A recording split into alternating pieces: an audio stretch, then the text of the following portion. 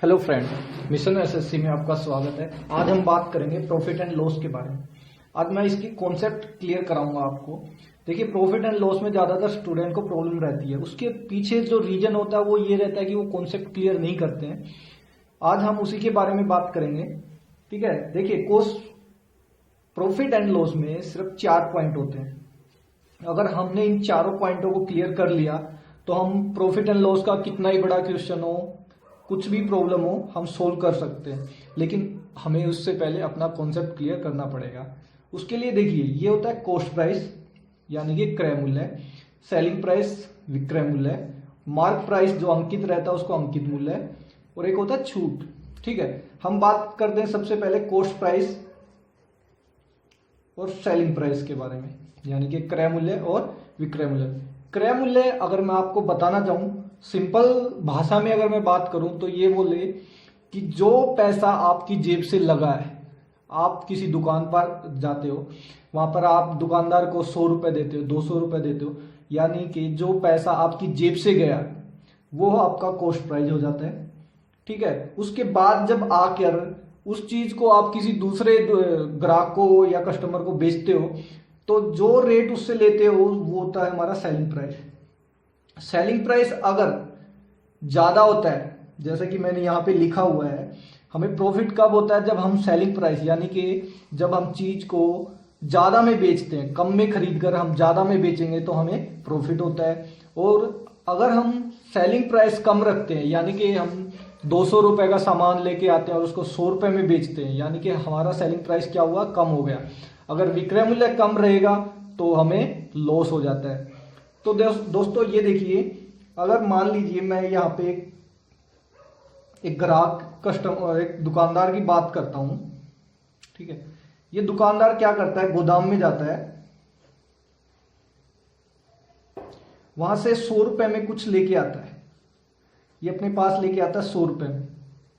ठीक है, उसने क्या किया? दूसरे कस्टमर को वो चीज बेच डाली 200 रुपए में। अब यहां से जो उसने खरीदी है 100 रुपए में, वो इसकी जेब से लगे हैं।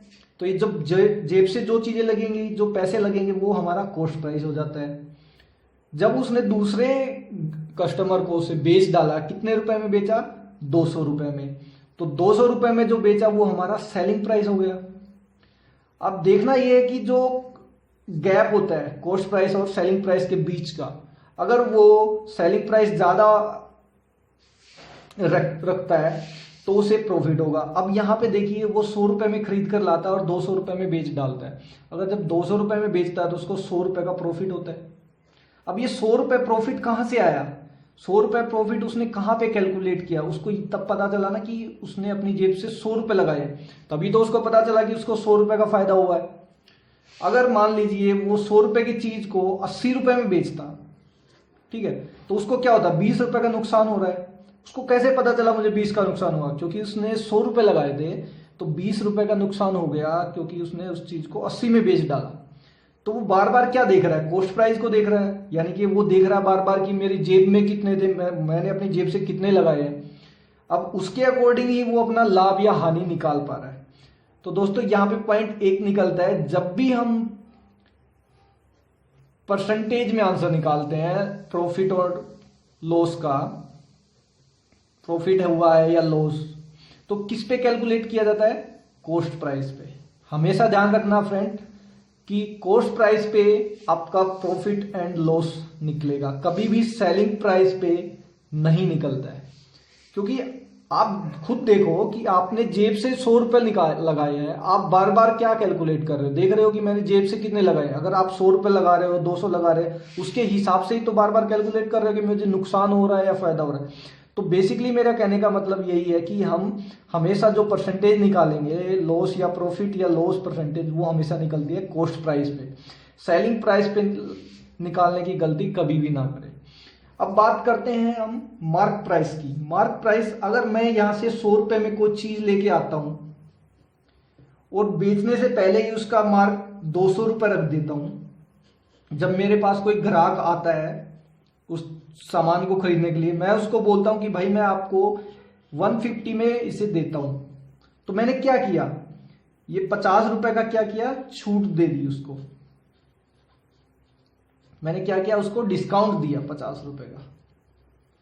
समझ रहे दोस्तों, मैंने 100 रुपए में कोई चीज खरीदी, जो खरीदी वो मेरा कॉस्ट प्राइस होगा, मैं अपने पास रखता हूं, ठीक है। उसके ऊपर मैंने 200 रुपए का मार्क प्राइस लगा दिया, यानी कि एमआरपी लिख दिया 200 रुपए।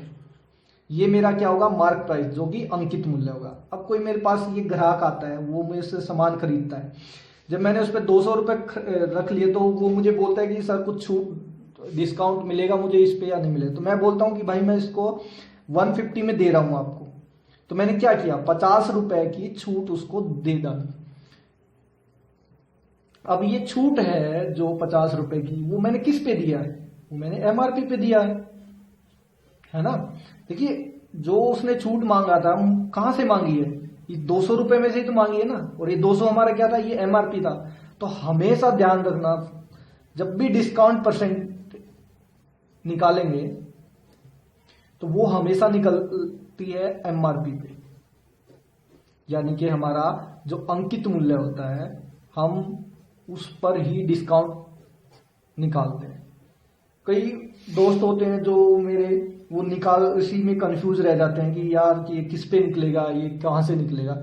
इसका रीजन यही है, आप उसको डिस्काउंट जब भी देंगे तो एमआरपी पे दिया जाता है, प्रॉफिट एंड लॉस निकाला जाता है तो हमेशा कॉस्ट प्राइस पे, क्योंकि आपको पता चलता है कि मैंने अपने जेब से कितने लगाए हैं और मैंने उस चीज से कमाए कितने, वो कहां से पता चलता है, आपको कॉस्ट प्राइस से। क्योंकि जब पता चलेगा कि मैंने 100 रुपए लगाए थे और मेरा सामान 200 में बिका, मुझे 100 रुपए फायदा हुआ, वो कॉस्ट प्राइस से तो पता चला। अब डिस्काउंट की बारी आती है तो डिस्काउंट एमआरपी पे तो पता चल रहा है कि वो 200 रुपए देने वाला था, लेकिन मैंने उसको बोला कि यार आप सस्ता कीजिए, तो उसने मुझे 50 रुपए सस्ता करके 150 में दिया। तो मुझे पता है ना कि ये कहां से सस्ता किया, उसने 200 से सस्ता किया, तो वो एमआरपी पे डिस्काउंट दे रहा है। तो हमेशा जब भी हमें डिस्काउंट निकालना होता है हम एमआरपी पे निकालेंगे, प्रॉफिट या लॉस जब भी निकालना होगा हम कॉस्ट प्राइस पे निकालेंगे। अब देखिए मैं एक बात बताता हूं, हम कभी जब मॉल वगैरह में जाते हैं तो वहां पे लिखा रहता है कि 50% ऑफर, वहां पे ये टैग लगा रहता है, ऑफर 50+50% का। इसका मतलब तो जो नॉर्मल स्टूडेंट होते हैं वो सोचते हैं कि यार ये तो 50+50 है, 100% हो गया। देखिए वो शॉपकीपर भी पागल नहीं है कि वो आपको फ्री में सामान देगा, वो भी वहां पे कुछ कमाने के लिए बैठा हुआ है। अब देखिए उसका वो क्या करता है कि उसके ऊपर मार्क प्राइस एमआरपी 1000 रख देता है। अब इस 50+50 का फंडा क्या रहता है, वो पहले कहेगा कि मैं 50 दूंगा इस 1000 के ऊपर, जो उसने एमआरपी उसके ऊपर लगा रखा है। जब वो 1000 पे 50% देता है, यानी कि उसने कितनी छूट दे डाली, 500 रुपए की। वो चीज अब कितने की कीमत की रह गई है, जो 1000 की थी वो 500 रुपए डिस्काउंट करने के बाद 1000 - 500 तो कितने की बचेगी, वो 500 रुपए की। ठीक है, अब 500 रुपए पे फिर वो 50% का डिस्काउंट देने वाला है हमें। तो 50 का अगर मैं 50% निकालता हूं तो 250 आता है, यानी कि 500 में से अगर मैं 250 माइनस करता हूं तो मेरे पास 250 बचता है। जो चीज वो 1000 पे टैग प्राइस लगा के बैठा था वो आज हमको 250 में मिलेगी, फ्री में नहीं मिलेगी दोस्तों। यही तो फंडा है हमारे प्रॉफिट एंड लॉस का। यहाँ पे जो उसने डिस्काउंट किया वो 50+50 है, ना कि टोटल 100%। 50 पहले देगा, जो उससे बचेगा उसके बाद फिर से 50% देगा, और ऐसे करके 1000 रुपए की जो चीज होगी वो हमें 250 रुपए में पड़ने वाली है। तो फ्रेंड आई होप आपको ये कॉन्सेप्ट समझ में आया होगा, और आगे अगर आप क्वेश्चन निकालना चाहोगे तो ये इन दो चीजों को माइंड में हमेशा रखें कि जब भी मुझे प्रॉफिट एंड लॉस निकालना है मैं कॉस्ट प्राइस पे निकालूंगा, जब भी मुझे डिस्काउंट निकालना होगा तो मैं हमेशा ही एमआरपी पे निकालूंगा। ठीक है, और एक मैं आपको बताता हूं, चलो अगर मान लो कॉस्ट प्राइस मेरा 100 रुपए रहता है, मैंने उसको 150 रुपए में बेच डाला, सेलिंग प्राइस मेरा 150, तो मुझे निकालना क्या है, प्रॉफिट एंड लॉस परसेंटेज। तो देखिए 100 रुपए की चीज मैं 150 रुपए में बेच रहा हूं, तो जब 150 रुपए में बेचूंगा तो 50 रुपए का क्या हुआ, मुझे प्रॉफिट हो रहा है, और वो 50 रुपए का प्रॉफिट कितने रुपए पे हुआ, 100 रुपए के। मैं पहले ही बता चुका हूं, जब भी आप प्रॉफिट एंड लॉस निकालोगे तो वो कॉस्ट प्राइस पे निकलता है। हमें पता चल रहा है कि मैं 100 रुपए अपनी जेब से खर्च कर चुका हूं और उसको मैं 150 में दे रहा हूं, तो मुझे तो 50 रुपए का प्रॉफिट हुआ।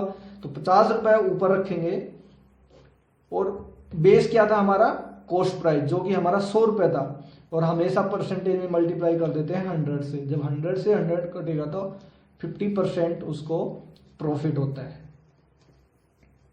ऐसे ही अगर मैं बात करता हूं, मेरा कॉस्ट प्राइस था यानी कि क्रय मूल्य 100 रुपए था, मैंने उस चीज को 70 रुपीज में बेच दिया, यानी कि मेरा जो विक्रय मूल्य था वो 70 रुपए है। अब देखिए यहाँ पे मेरा कॉस्ट प्राइस बड़ा है, सेलिंग प्राइस छोटा है, यानी कि मैं 100 रुपए अपनी जेब से खर्च कर चुका था, लेकिन मुझे अब उसके बारे में उससे 70 रुपए मिल रहे हैं, यानी कि मुझे क्या हुआ, 30 रुपए का नुकसान हो रहा है, लॉस हो रहा है। और जो भी हम लॉस या प्रॉफिट निकालते हैं किस पे निकालेंगे, कॉस्ट प्राइस पे, क्योंकि जेब से मेरे 100 रुपए गए थे, तो मैंने 100 से डिवाइड करना है और 100 से मल्टीप्लाई, तो मुझे कितना लॉस हो रहा है फ्रेंड्स, 30% का।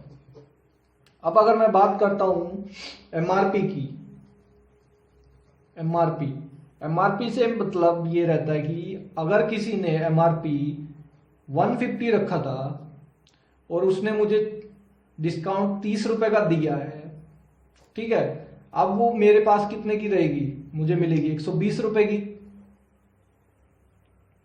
वो मुझसे पूछेगा कि बताइए उसने डिस्काउंट कितने परसेंट दिया आपको, डिस्काउंट परसेंट कैसे निकालेंगे, डिस्काउंट कितना मिला मुझे, 30 रुपए का। एमआरपी कितना था वहां पे, 150 रुपए, क्योंकि हम हमेशा डिस्काउंट निकालते हैं एमआरपी पे, और मल्टीप्लाई कर देंगे 100 से। जब हम इसको काटते हैं तो हमें पता चलता है कि मुझे जो डिस्काउंट मिला था वो 20% मिला था। आई होप फ्रेंड्स आपके कॉन्सेप्ट अब क्लियर हुए होंगे कि डिस्काउंट कैसे निकालते हैं, लॉस कैसे निकलेगा, प्रॉफिट कैसे निकलेगा। अगर ये कॉन्सेप्ट आप क्लियर कर लेते हो तो आपके जो क्वेश्चन होते हैं वो भी जल्दी और आसानी से निकल जाएंगे। तो thank you for watching my video दोस्तों।